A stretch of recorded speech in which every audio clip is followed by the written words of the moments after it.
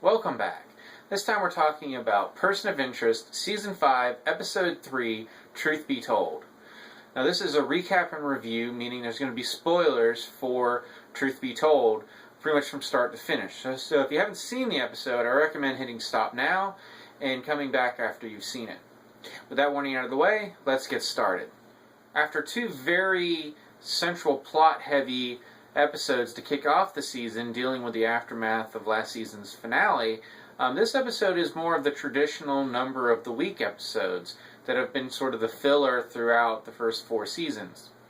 Now it's a little unusual considering we only have 13 episodes this season to finish off the series and only 10 after this one. But I kind of like it because a lot of what we've dealt with over the past 2 episodes was to try to find a status quo where our heroes can go out and save numbers. Especially with John, that's been his main goal over the course of all the action over this season so far. So I didn't really mind it too much, especially since we got a good... it's actually a pretty solid story with a connection to John's past, and then we still have a B story that continues the ongoing Samaritan plot. So let's jump into the A story first. Again, this is sort of the number of the week, and this one actually starts off with a flashback going back to 2010, showing John during his CIA days. We get to see the return of Kara, and we get to meet his boss for the first time, Terrence Beal, played by the exceptional Keith David. This sets up a mission for John and Kara to go to Afghanistan to investigate this soldier who is suspected of tipping off the Taliban to this weapons shipment that resulted in a bunch of Stinger missiles being stolen. Back in present day, the number of the week is a man named Alex Duncan, who is a security consultant for this large consulting firm whose clients include the Department of Defense.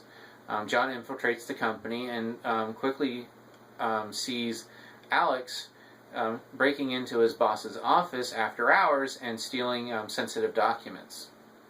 While John is following him to find out what documents he stole and why, Duncan is captured by a group of CIA agents led by Terrence Beal, which is this is the first time that John has seen Beal since his days in the CIA. This adds a major wrinkle to the case, however, for John, because he can't let Beal see him because the CIA still thinks John is dead, and it would cause everyone a lot of problems if the CIA were to discover that John's still alive.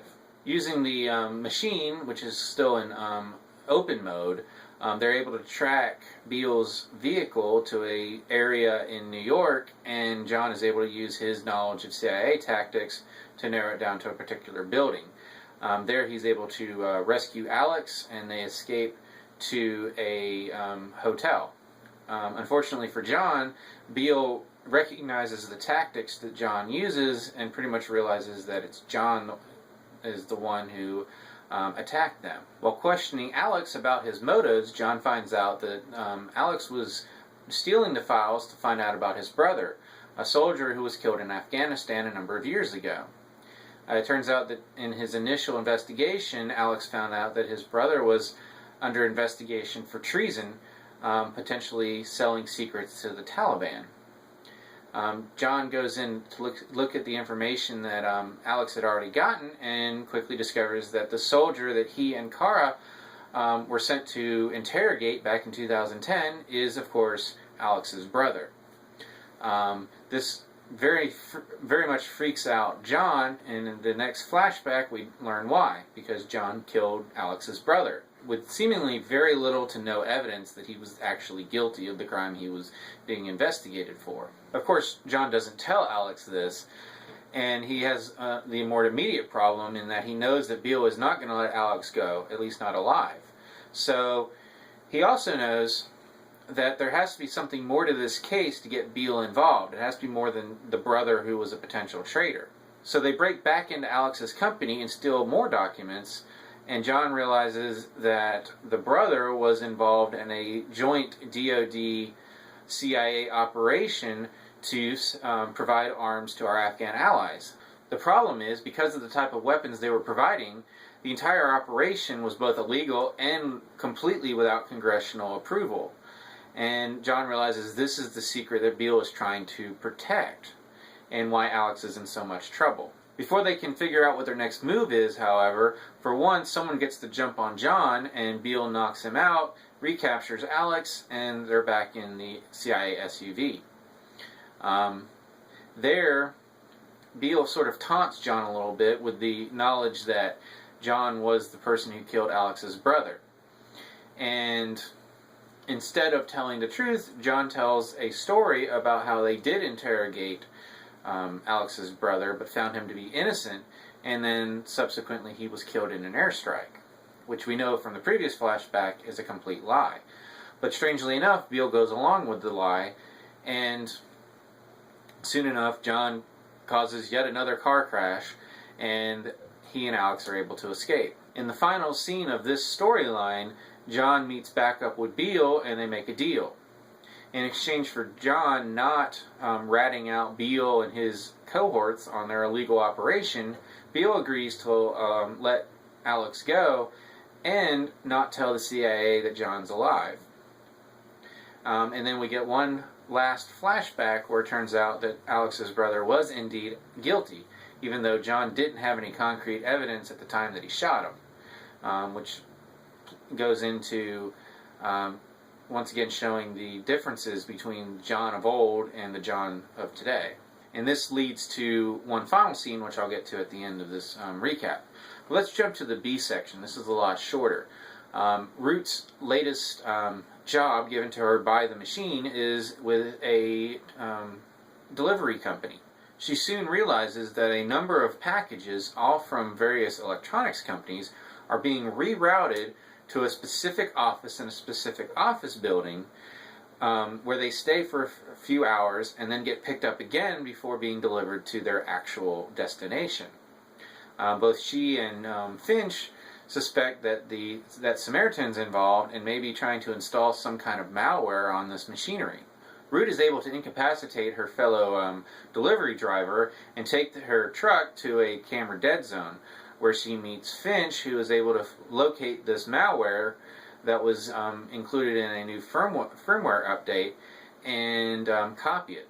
Back at the subway station, Finch begins dissecting the malware, but he's unwilling to actually run it for fear that it could unveil their location to Samaritan, especially since they're not really sure at this point what its true purpose is. As a side note, the machine had given Finch a series of numbers at the beginning of the episode, and Root is able to translate it, and it's actually a poem about metamorphosis by Emily Dickinson. This comes into play later when, at the end of the A story arc, when Finch returns to the subway station, he discovers that Root has installed the malware on a protected computer and is allowing it to run. She says that the risk is worth it, although Finch is not convinced.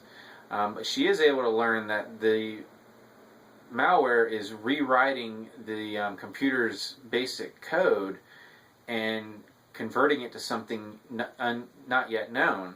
And of course, dun dun. That's sort of the dun dun dun moment of this episode. And then in the final scene, one that I hated to see happen, but it was pretty well foreshadowed as we got to the end of John's arc in this episode. He meets back up with Iris, who we got to see him meet the parents on a date in one of the opening scenes, breaks up with her. Once again reminded of the killer that he once was and the killer that he sometimes still has to be, and how he is either undeserving of a normal life or simply incapable of having one. Now, as I said, I hated to see this. I liked that John was sort of breaking out of his shell. Last episode we got to see him apparently join the bowling league. But he seems still very unwilling to let someone get too close. I have to wonder, when she was introduced last season, what the long-term plans were for her, when the writers at that point didn't realize they were only going to have 13 episodes left to tell the remainder of their story. So I don't know if they had to write her out so they could introduce what they planned to be the final personal connection for John, or if they're letting her go away so he can go back to her later. Now, as I said at the beginning, I really didn't mind them doing a number of the week episode, even though we only have 10 episodes left at this point. John had placed such an importance on getting the numbers up and running over the course of the last 2 episodes, it would have felt kind of a cheat to only show them doing kind of a number of the week issue as a sort of an aside, like they did at the beginning of this episode with John battling a guy in the bathroom as he tries to get out to meet Iris's parents. Now, the one issue that they raised this season with the machine being open is that is a question that John asks Finch straight up.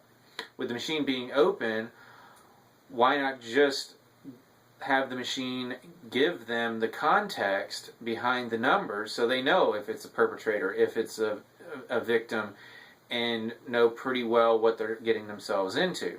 And that is a problem the writers have sort of put themselves in with leaving the machine open.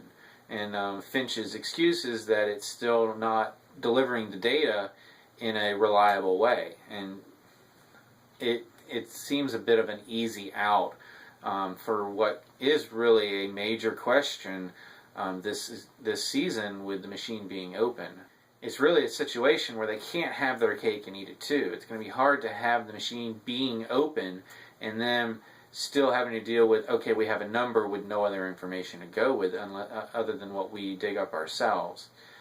I know they needed some kind of excuse to explain why they still can't get all of that information even though the machine is in open mode. I don't really buy the excuse, but I'm willing to accept it because I have always enjoyed the framework that they've used for episodes in this series. So that's one I'm just going to have to ignore because I like the show. But it's an issue and it's a problem story-wise that they're going to have trouble getting around as the season continues, especially if we deal with a lot more numbers. Which honestly I don't expect us to have too many more of these since we only have 10 episodes left. So I think I've pretty much talked this episode to death. If you agree with my assessment, please let me know. If you disagree, let me know as well. Did you think this was a good number of the week episode, or do you think it was just a waste of what precious few episodes we have left? As always, you can subscribe to my channel, check out some of my other reviews, and until next time, watch out for Samaritan.